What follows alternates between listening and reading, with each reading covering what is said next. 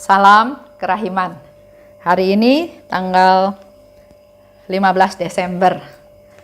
Kita baca dari 5:29. Dalam nama Bapa dan Putra dan Roh Kudus. Amin. Pada petang hari terakhir dari novena di Ostra Brahma, sesudah litani dilakukan, salah seorang imam mentahtakan sakramen Maha Kudus dalam monstran. Ketika ia memajangnya di altar, tiba-tiba aku melihat bayi Yesus. Ia mengulurkan tangannya mula-mula ke arah ibunya yang pada waktu itu menampakkan diri secara nyata. Ketika Bunda Allah berbicara kepadaku, Yesus mengulurkan tangannya yang mungil ke arah umat yang terhimpun. Bunda Kudus menyuruh aku menerima semua yang diminta Allah dariku seperti seorang anak kecil, tanpa mempertanyakannya. Kalau tidak, Allah akan merasa kecewa. Pada saat itu, bayi Yesus menghilang dan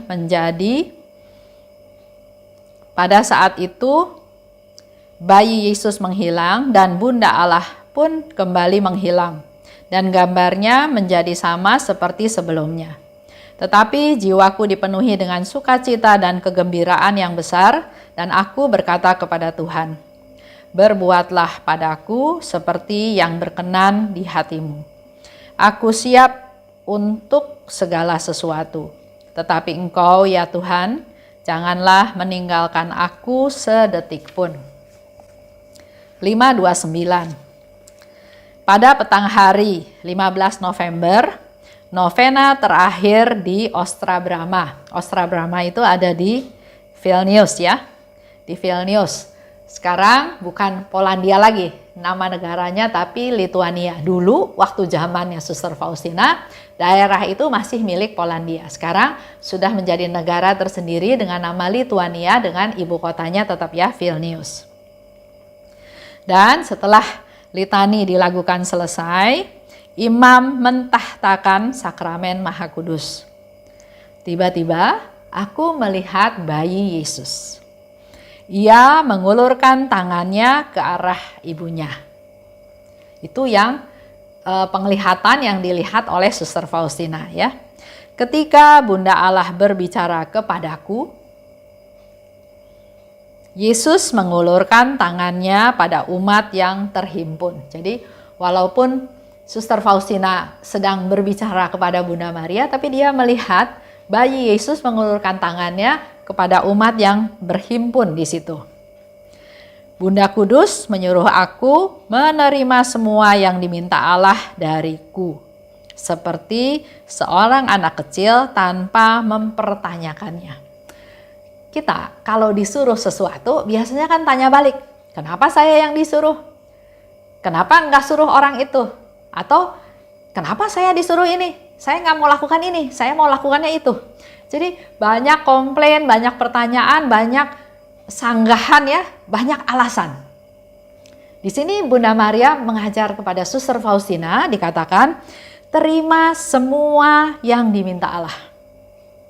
Seperti seorang anak kecil. Kalau anak kecil dibilang, kamu ke sana ya, dia nggak berpikir kenapa saya, kenapa bukan dia, kenapa sekarang, kenapa enggak nanti, tapi dia lakukan. Itu seperti seorang anak kecil dan tanpa bertanya. Kenapa harus gini? Kenapa harus gitu? Enggak ya. Itu sifat seorang anak kecil yang polos. Kalau diminta dia akan lakukan.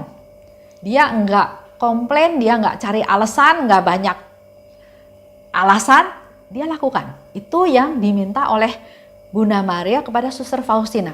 Dan itu pun sebetulnya yang diminta oleh Bunda Maria kepada kita semua. Jadilah seperti anak kecil. Lakukan apa yang Tuhan minta. Tanpa komplain, tanpa menolak, tanpa nanya, kenapa saya gini, kenapa saya gitu ya. Nah, kita boleh balik ke cerita diri kita masing-masing. Karena sering ada yang bertanya, contoh ya, kita katanya lahir dalam satu keluarga. Dengan ibu yang sama, dengan ayah yang sama. Tapi kok nasibnya beda. Yang satu kaya, yang satu miskin. Ada yang pintar, ada yang bodoh. Ada yang bagus, ada yang jelek. Nah, kan pertanyaan ini aja udah salah, ngapain bertanya? Yang harus dilakukan adalah melaksanakan kehendak Tuhan. Terima aja Tuhan suruh apa, terima dan laksanakan. Itu yang membahagiakan kita. Pada saat itu, bayi Yesus menghilang dan Bunda Allah pun menghilang. Setelah Bunda Maria berpesan sesuatu kepada Suster Faustina, Bunda Maria menghilang. Kataku pada Tuhan, berbuatlah padaku seperti yang berkenan di hatimu. Dia berserah, dia pasrah, dia mengandalkan Tuhan. Meneladan Bunda Maria juga seperti yang Bunda Maria katakan, aku ini hamba Tuhan. Terjadilah padaku seperti yang Engkau kehendaki. Aku siap untuk segala sesuatu. Engkau janganlah meninggalkan aku sedetik pun. Tapi Suster Faustina minta kepada Tuhan, aku akan laksanakan apa yang Engkau minta. Aku akan siap melakukan segala sesuatu, tapi jangan tinggalkan aku sedetik pun. Jadi dia tetap berharap Tuhan tetap menyertai dia untuk memampukan dia untuk melaksanakan apa yang Tuhan minta. Karena kembali lagi, Suster Faustina itu rendah hati. Dia nggak menyombongkan diri, dia nggak bilang bahwa saya bisa. Justru dia sadar bahwa saya nggak bisa, tapi kalau Tuhan menghendaki saya melakukan sesuatu, saya siap. Tapi jangan tinggalkan saya sedetik pun. Jadi dia mengandalkan, sungguh-sungguh mengandalkan Tuhan. Kalau bicara tentang dikatakan di sini ya, novena di Ostra Brahma. Saya cerita sedikit tentang Ostra Brahma di Vilnius ini.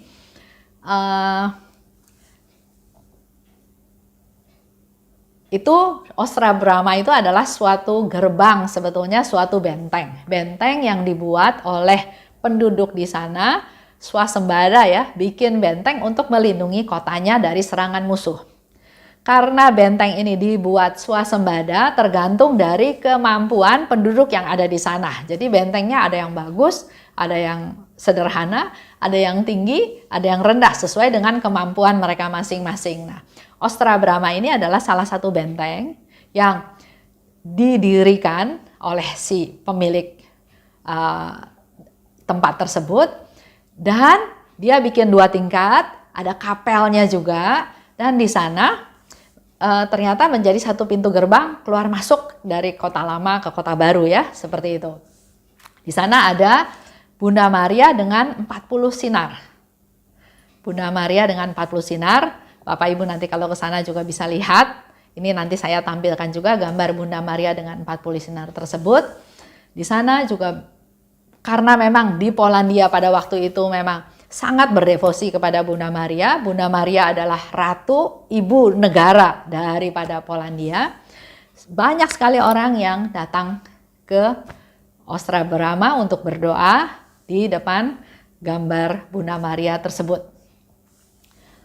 Kalau Bapak Ibu ke sana, selain bisa lihat gambaran Bunda Maria dengan 40 sinar, juga banyak sekali gereja-gereja di sana. Apakah gereja Katolik, apakah gereja Ortodoks, atau gereja Anglikan ya, banyak sekali dan sungguh bagus, tempatnya sangat bagus. Jadi ada waktu pergilah ke sana untuk sungguh-sungguh menikmati tempat tersebut dengan segala macam pemandangannya, dan terlebih lagi untuk bisa merasakan bahwa Suster Faustina pernah hidup di sana. Suster Faustina ada biara di Vilnius, dan di Vilnius itu dia